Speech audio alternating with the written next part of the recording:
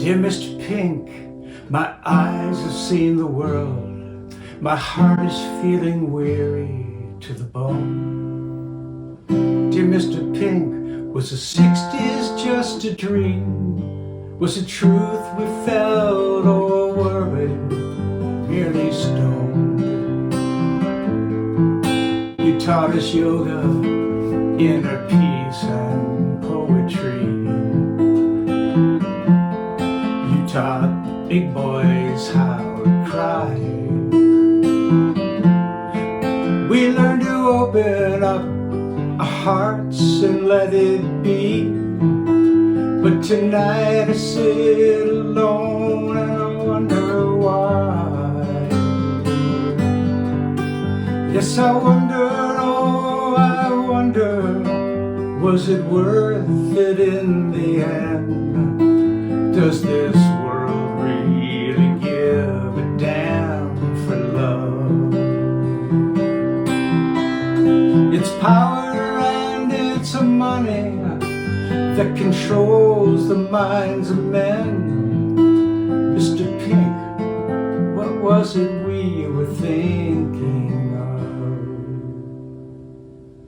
It was a perfect California day. Everything was white, cool, crisp, white, fresh linen. Passengers scurried about the San Diego airport in their shorts and tank tops. I grabbed my suitcase. I headed for the nearest van.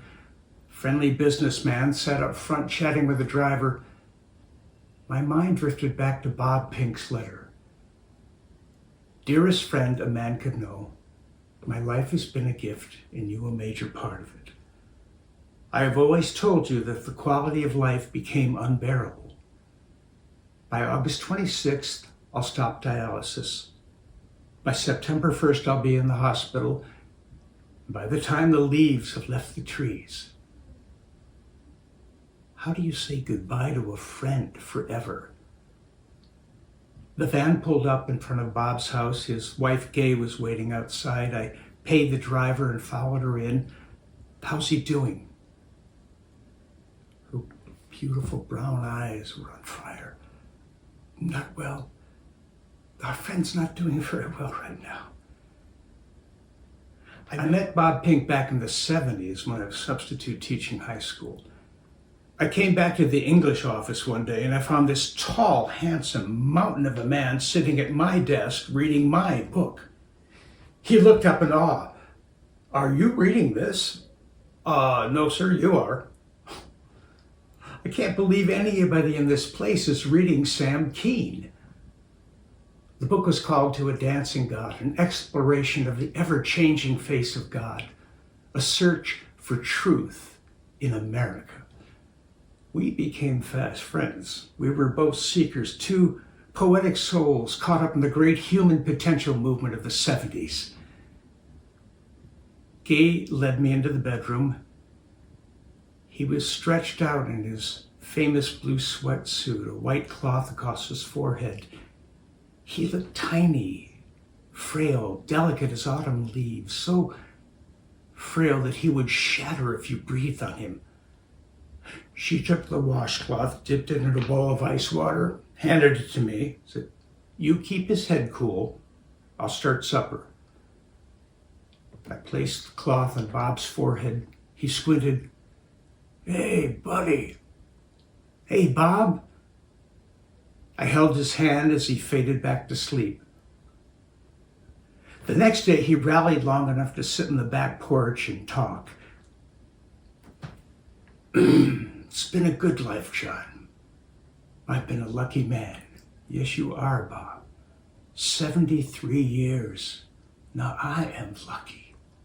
"You are, Bob. You really are." He stared into the stark desert canyon surrounding his yard. "I had a dream last night. A butterfly, a beautiful butterfly, this golden powder shooting off its wings. Wow, Bob, what do you think? I mean, the afterlife and all." "I'll give it 55% chance." "Hey, that's an improvement. Last time you said 50-50. His laughter grew into a terrible coughing fit. I waited it out. The The warm afternoon sun was almost comforting. Listen, Bob, I've been reading some stuff, the Tibetan Book of the Dead, and I don't know for sure, but they all say these teachings that we leave through the top of the head. Yes? That dream, the butterfly, maybe that's your direction. Yeah, I think so. Bob rested deep into the night. Gay and I sat in the patio, sipping wine, listening for him. The canyon was alive with haunting sounds, dry wind, hooting owls, pulsing cry of insects. She insisted on doing dishes. I found myself drawn to his library. Which books did he truly love? Shakespeare's always suspect. So are the works of Plato and Freud. Jung can go either way. Which books were cracked, their binding worn? Hermann Hesse, worn to the bone. Vonnegut, nearly torn apart. What's this one? Its binding splayed like an old baseball. Of course, To a Dancing God. Carefully, like a letter from a lover, I opened the cover, and there on the title page was a sticker of a butterfly. Beautiful butterfly, its golden wings reaching for the sun.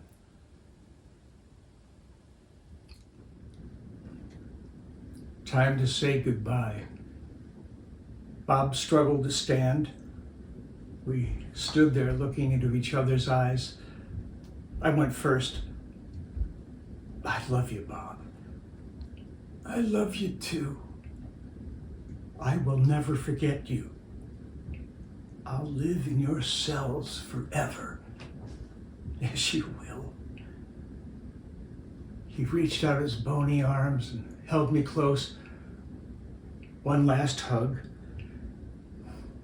He shuffled slowly to the edge of the room, turned and looked at me, and he said, "Follow the butterfly. Follow the butterfly." He turned, and he was gone. Dear Mr. Pink, sometimes late at night, I think about the things I learned from you. Dear Mr. Pink, though I still can't get it right, sometimes it's all I have to pull me through.